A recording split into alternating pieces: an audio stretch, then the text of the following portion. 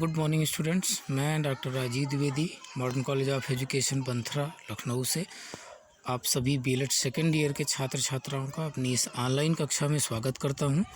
छात्रों, आज मैं जिस टॉपिक पर परिचर्चा करने के लिए आपके समक्ष अपनी ऑनलाइन कक्षा में उपस्थित हुआ हूं, वह है युंग द्वारा प्रतिपादित व्यक्तित्व के प्रकार। छात्रों, युंग ने मनोवैज्ञानिक गुणों के आधार पर, जिसको कि कुछ विद्वानों ने सामाजिक गुणों के आधार पर भी कहा है, उन्होंने व्यक्तित्व को 3 प्रकारों में बांटने का प्रयास किया है। नंबर 1, व्यक्तित्व का अंतर्मुखी प्रकार इंट्रोवर्ट। नंबर 2, बहिर्मुखी यानी एक्सट्रोवर्ट, तथा इन दोनों का जो सम्मिश्रण है उसको उन्होंने उभयमुखी प्रकार कहा है, यानी एम्बीवर्ट पर्सनालिटी कहा है। इंट्रोवर्ट, एक्सट्रोवर्ट, एम्बीवर्ट, इस प्रकार जो युंग ने व्यक्तित्व के 3 प्रकार बताए हैं। आइए हम इन सभी प्रकारों की अलग अलग विशेषताएं देखते हैं। जो अंतर्मुखी व्यक्तित्व होते हैं, ऐसे व्यक्तित्व का व्यक्ति चिंतनशील होता है तथा अपनी ही ओर केंद्रित रहता है, यानी आत्म केंद्रिता के भाव इसमें अत्यधिक पाए जाते हैं। इस व्यक्तित्व का जो लक्षण होता है, उसकी स्वभाव, आदतें, अभिवृत्तियाँ आदि बाह्य रूप में प्रकट नहीं होती हैं, इसीलिए इसको अंतर्मुखी कहा जाता है। इसका विकास बाह्य रूप में ना होकर आंतरिक रूप में अत्यधिक होता है। अंतर्मुखी व्यक्तित्व की कुछ विशेषताएं होती हैं, उन विशेषताओं के आधार पर अंतर्मुखी व्यक्तित्व को और अच्छी तरीके से हम समझ सकते हैं। अंतर्मुखी जो व्यक्तित्व वाले व्यक्ति होते हैं, उनकी सबसे पहली विशेषता यह होती है कि ऐसे व्यक्ति बाह्य जगत की वस्तुओं के प्रति उनका कम अनुराग रहता है, उनका लगाव कम रहता है।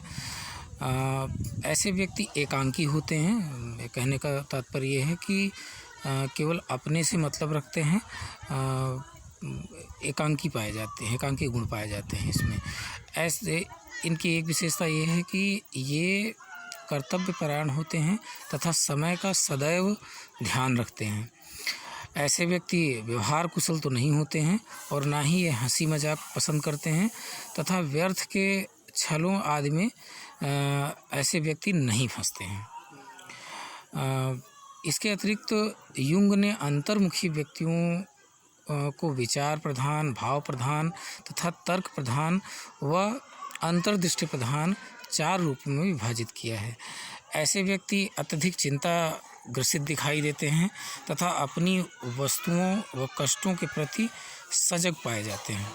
ये भाव प्रधान होते हैं, आत्मचिंतन करते हैं तथा आत्मोदार हेतु लीन रहते हैं, यानी आत्म उदार होते हैं तथा अत्यंत लीन पाए जाते हैं। इसके अतिरिक्त ये स्वयं के लिए चिंतनशील होते हैं तथा शांत मुद्रा में रहते हैं। अच्छे लेखक होते हैं परंतु अच्छे वक्ता नहीं होते हैं, क्योंकि चिंतन का जो धरातल होता है इनके अंदर प्रबल रूप में पाया जाता है। इसके अतिरिक्त ये प्रायः प्रतिक्रियावादी होते हैं तथा यथार्थ को अपने स्वभाव के अनुरूप ढालने का प्रयास करते हैं। बहिर्मुखी जो व्यक्तित्व का प्रकार युंग ने बताया है, ऐसे व्यक्ति की रुचि बाह्य जगत में अत्यधिक पाई जाती है। वे अपने विचारों और भावनाओं को स्पष्ट रूप से व्यक्त करते हैं।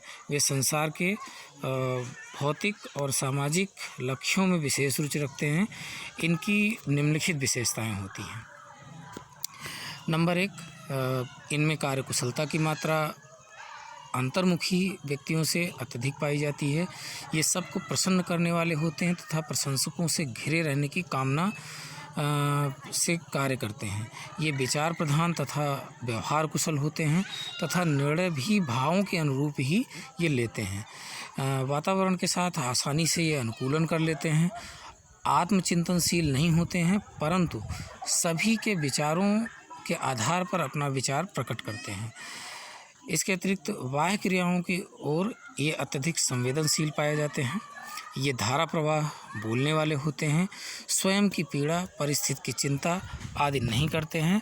चिंता मुक्त एवं तनाव मुक्त पाए जाते हैं। इसके अतिरिक्त जो उभयमुखी व्यक्तित्व वाला व्यक्ति होता है, ऐसे व्यक्ति होते हैं जो दोनों का जिनमें दोनों का सम्मिश्रण पाया जाता है, यानी अंतर्मुखी वाली जो विशेषता हम लोगों ने देखा और बहिर्मुखी वाली जो विशेषता देखा, उन दोनों का सम्मिश्रण ऐसे व्यक्तियों में पाया जाता है। इस तरह के व्यक्तियों को उभयमुखी या एम्बिवर्ट पर्सनालिटी का जुंग ने माना है।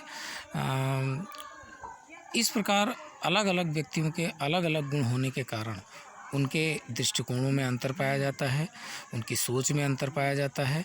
इनके दृष्टिकोणों का अध्ययन कर हम इनके व्यक्तित्व के विभिन्न पक्षों में विकास करने का प्रयास कर सकते हैं तथा उचित मार्गदर्शन द्वारा परिवार में माता पिता तथा विद्यालय में शिक्षक द्वारा इनके लिए मार्गदर्शन प्राप्त कर सकते हैं।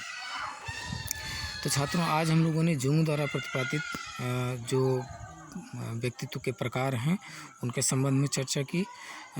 अगले टॉपिक में हम किसी नए प्रकरण के साथ पुनः उपस्थित होंगे। तब तक के लिए आप सभी के स्वास्थ्य की शुभकामना करते हुए आप सबसे विदा लेना चाहूँगा। धन्यवाद।